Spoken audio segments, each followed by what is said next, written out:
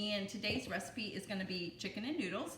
I have planned it out in my recipe planner, the Happy Planner one. I actually was struggling to figure out what I was going to cook this week, and a couple of weeks ago I had a quiz on Instagram asking people what they wanted to see me cook, and I was getting a lot of the same answers generally just because it's getting into fall, the cooler weather, people kind of want to see chilies and soups and things like that. Well, it's still like 90 degrees here in Florida, so that's why I kind of haven't been doing that, but I'm gonna go ahead and turn this down so it doesn't overboil. I'm gonna go ahead and do my recipe for chicken and noodles. I got this recipe from a pitch-in at work in Indiana years and years ago, and I think what made us love it so much was the fact that there was no veggies or anything in it. It is very, very simple, and it actually does the job. It's got the makings of the chicken noodle soup that kind of makes you feel better too, because I remember one time Andy wasn't feeling well and he had this and he was feeling better the next day. So whether it's real or not, it happened. So we're gonna make this today. It is so super easy. There's 4 ingredients. Well, really 3 main ingredients. 2 family-sized cans of cream of chicken soup. I got the Walmart brand. It's just the same as the Campbell's, but it's your preference. 24-ounce bag of Ream's home-style egg noodles. These are found in the freezer section.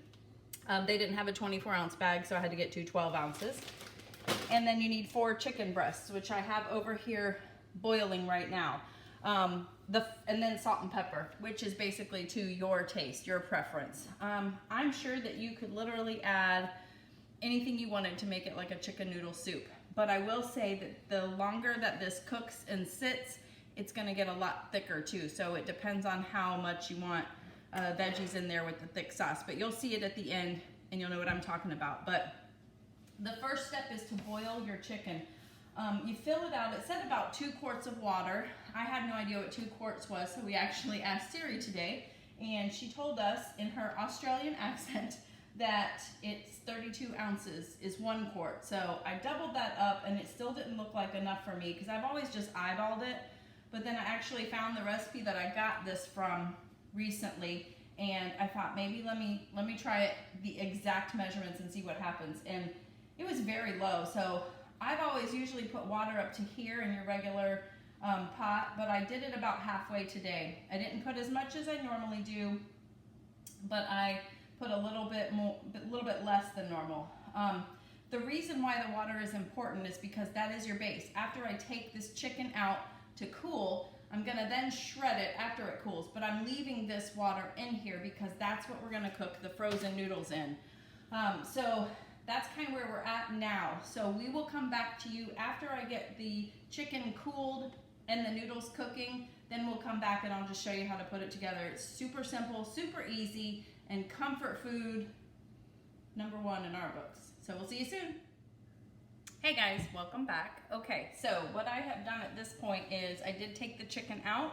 I did let it cool before I shred it. We'll talk about that in a minute. But then I put the 2 12-ounce bags of the Ream's frozen egg noodles inside of this pot. They have been cooking for about 7 minutes. I'm gonna show you kind of what they look like, because I don't know if you guys know what these are, but I had never heard of them before this.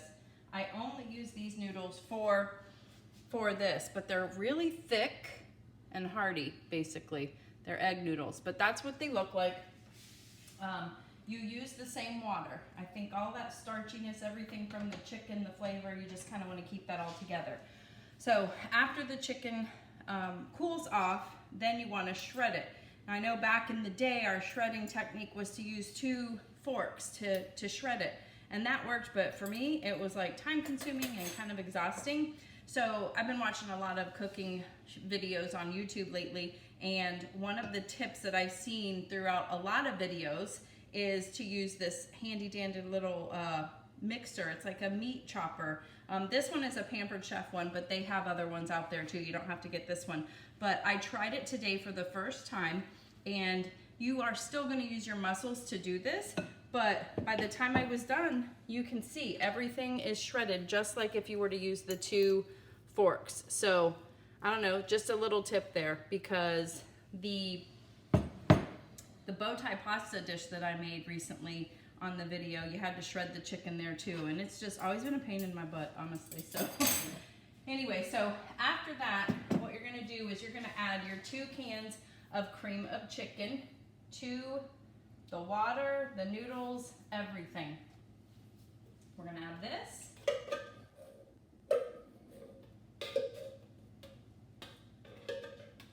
And you know, I'm the kind of person that has to get it all out.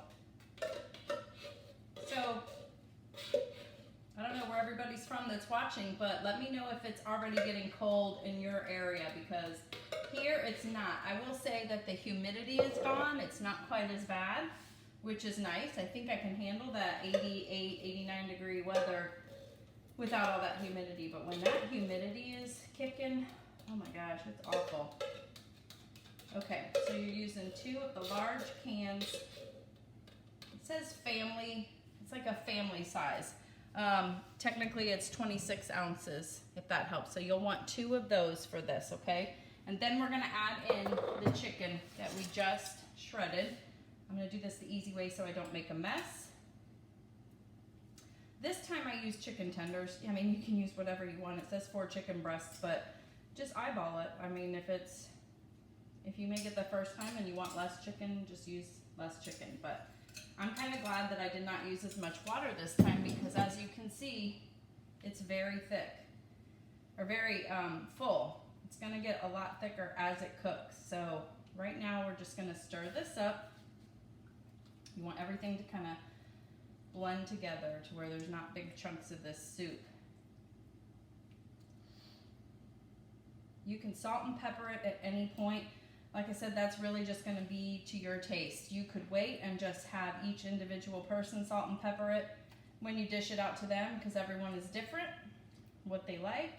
I personally like lots of pepper.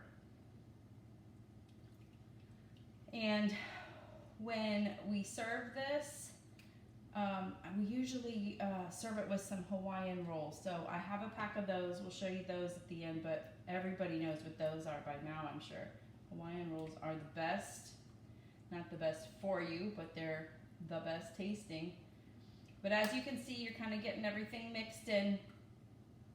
And then the recipe says after this, after everything's mixed in, you're just going to reduce the heat to low, and you're just gonna let it simmer for about 20 minutes.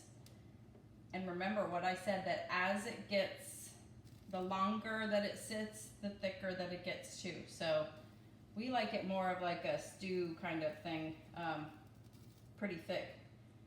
But I mean, even this right here isn't so bad. You could probably eat it like this, but I think you want to cook it a little bit just to kind of get all those flavors molded together and everything. But okay, so that's what we're gonna do. We're just gonna let everything sit. I'm gonna simmer it for about 20 minutes, and then we'll be back and do a taste test and have the bread there for you too, okay? See you soon. Okay, we are back, and this is after it's been simmering for about 20 minutes or so.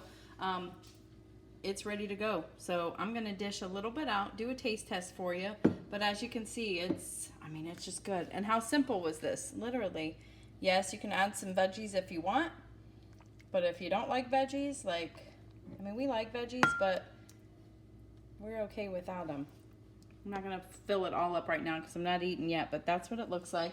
And then again, this is what we're gonna serve it with, which you can eat these alone anyways, but these are the King's Hawaiian rolls, which are so good. And there's something about that sweetness with this that is so good, but I will test it, taste it, and just let you know how amazing it is.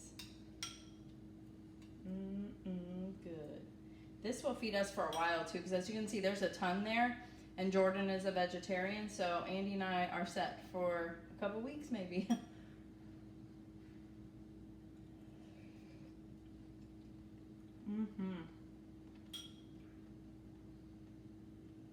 Yep, just like I remember it. It's been a while since I've made it because it's been so hot out here, but it is so good. Comfort food at its finest. So that's it. That's what we've got for you today. I will have this recipe on my Instagram later today, so make sure you check that out. If you have not been following me on Instagram, connect with me. I would love to follow you back, and make sure you like and subscribe if you're interested in seeing more videos from me, okay? Thanks, and have a great weekend. Bye.